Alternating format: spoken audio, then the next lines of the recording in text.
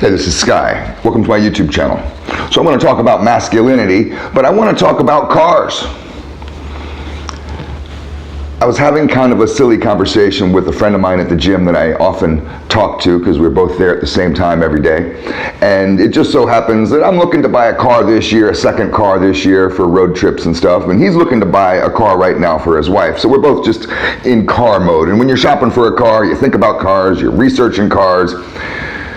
So we're both able to kind of share some of our thoughts together sometimes on this, and it's been helpful to help me make my decision. But today we were talking about cars for guys as opposed to cars for girls. And he is a little younger than me, and he didn't realize that there were cars for guys and cars for girls. Now, it's meaningless, right? Before I give you the list, because I'm going to tell you what cars are good for guys and what cars are good for girls, and this is just not, my personal rule. This is the way it is.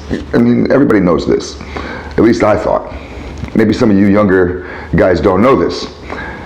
There seems to be an obsession these days with millennials and some of Gen Z, not so much my generation, an obsession with masculinity.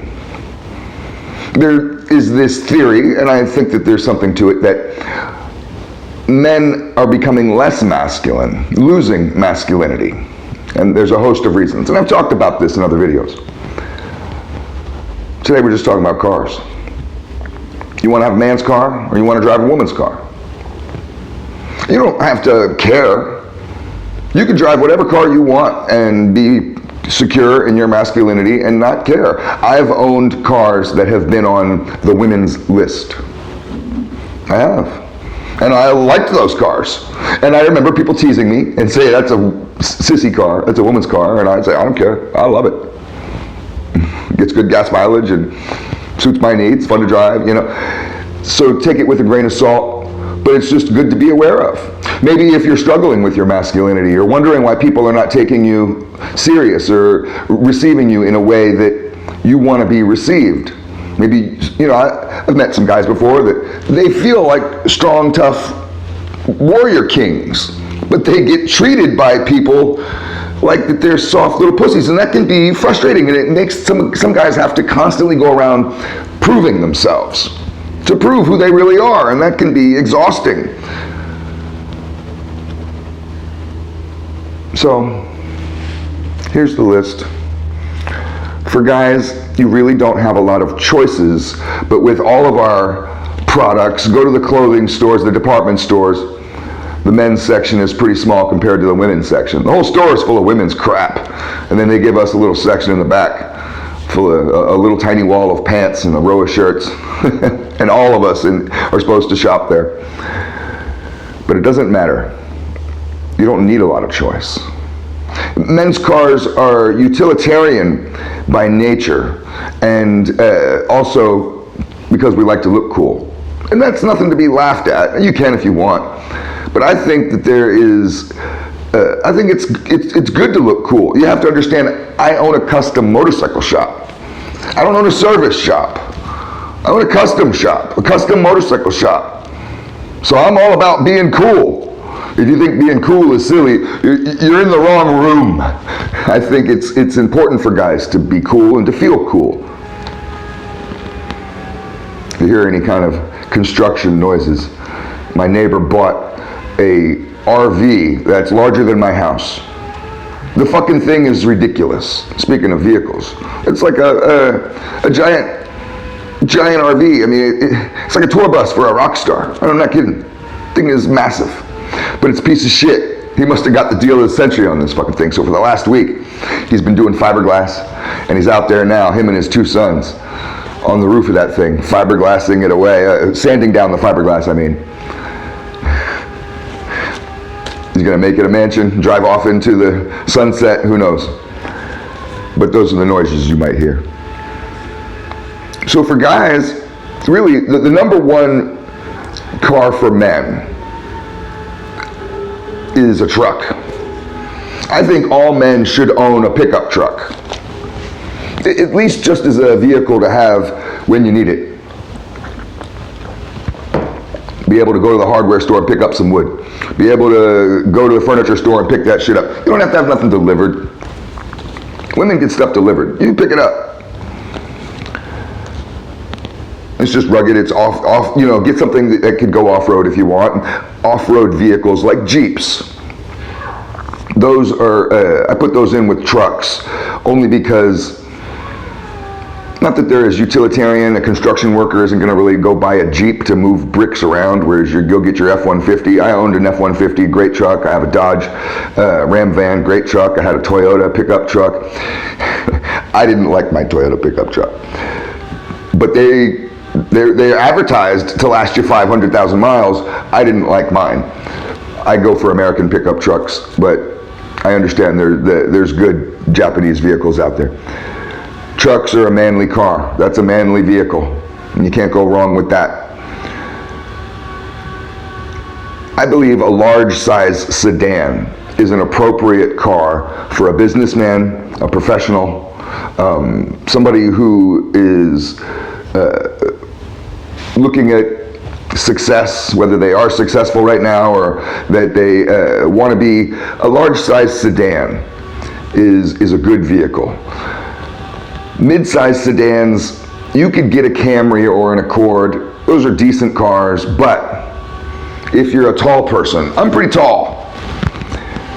If you're over 6 feet like I am, an Accord or a Camry is still going to feel like a small car to you. If you're shorter, a Camry or might feel like a big car. But I think a nice big car is appropriate. You can be taken seriously with a nice big Cadillac, a nice Lincoln Town Car, Continental. It's kind of old man cars, but the Continental's a great car. Lasts you for a long time. Doesn't even really get that bad gas mileage. It's a good car. Get a luxury car, a Mercedes, or what's the Toyota Avalon? I think that's the largest. But you can look at full-size cars. I think that those are very manly, and you can be taken very seriously with those, and that's appropriate. You're not a little boy. You know, if you're a little boy and you're just some little 18-year-old college kid, you're still in little boy mode. You're still video game mode. You get whatever. Go get a woman's car. Nobody's going to care. Yeah, you're not even really at manhood yet. But a full-grown man, it's just worth thinking about having a man's car in your stable. I like to have more than one car.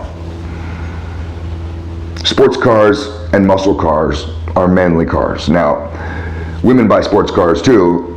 Women buy muscle cars also, but muscle cars particularly is a masculine kind of thing.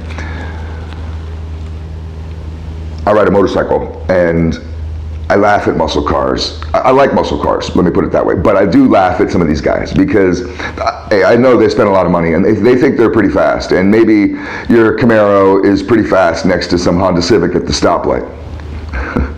You guys can play Fast and Furious and whatever. But if I'm on my brother's Ducati, I mean, it's like, what are you even thinking? And I get Camaros pulling up next to me, and they want to race, and it's just like, dude, I mean, really? I don't even see the point. It's always a Camaro. But muscle cars are cool. Sports cars are good. The Corvette, I love the Corvette. One of my personal rules with sports cars is, if you can afford it, buy a new one from the dealership. If you're going to go for a used sports car, you really better get it checked out by a mechanic or to know some things about mechanics yourself. So people beat their sports cars up, man. They're doing burnouts at every stoplight. They're smashing around. You know, there's a good chance the car is going to be trashed. And some of these cars, you can look at some sports cars that have a resale value. They drop in value like you wouldn't believe. You'd be shocked. You spend a fortune on it brand new, and then you try to resell it, it's not worth much. So you want to get a sports car that you want to keep forever. One that you think is cool, and you're going to keep this for a long time. You're not planning to sell it in 4 years. You don't want to inherit somebody's lemon, somebody's project gone bad. They got rid of it because they got frustrated, and now you're going to buy it all excited, and it's just going to ruin your trip. Spend the money if you can and get a new one. Now, this brings us to SUVs, and this is going to be controversial, and I know a lot of you out there drive SUVs. Men don't drive SUVs, in my opinion. I think it's a woman's car. It's a soccer mom car. If you go drive in your town, wherever you live, and just look at the intersection of who's in the SUV next to you. And of course, almost every car now is an SUV. I don't like any of the new SUVs because they're on a car chassis. They've taken a car and put what they think is a truck body on it to make it look a little more rugged, a little more headroom. To me, these SUVs are between station wagons and minivans. That's the new ones.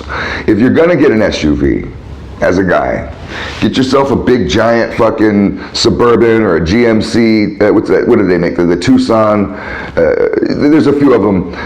These are big motherfuckers. Get yourself a big SUV, black it all out, murder that fucking thing out. You pull up and you'll look like you're fucking in the Secret Service or some shit. Now, I'll go through the women's list really quick. Cars for women, they got a lot of choices. Women can buy SUVs, women can buy Subarus. Guys can't buy Subarus. If you're a guy, stay away from Subaru. Don't get no Subaru. Women can buy Subarus, especially lesbians. You can Google that shit. Google it. Women and lesbians, and see what comes up. You'll read the same articles I read, and some of them are pretty funny. It's a legit thing. Subaru has been marketing, specifically target marketing towards lesbians on purpose. Minivans, stay away from those. The VW Bugs, if you're gonna get a VW Bug, only get an old one, a vintage one, and then you're a car collector. You get one of those new ones, you're gay. Station wagons, soccer mom car, stay away from station wagons. Hatchbacks, I like hatchbacks. I do. Toyota Corolla is coming out with a badass new little hatchback for 2023, and it's 300 horsepower.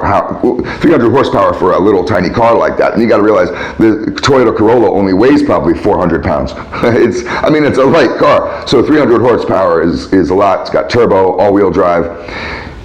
It's a pretty exciting little car. It's a driver's car and feels like a race car. You smash around town in these little things. Hatchbacks are women's cars. And when I owned one, people teased me. But I like them. Now, that's to the last one I'll end the video here is electric cars. Fuck this bullshit, saving the environment. Shut up. Shut up with that shit, man. Tesla and Elon Musk. Shut the fuck up. Stay away from electric cars. That's sissy shit. Fuck electric cars. All of this is a grain of salt. Get whatever goddamn car you want. But that's a true list. So I didn't make that shit up. You want to know about masculinity and which kind of cars men should buy. I guess there's rules out there. So thanks for watching.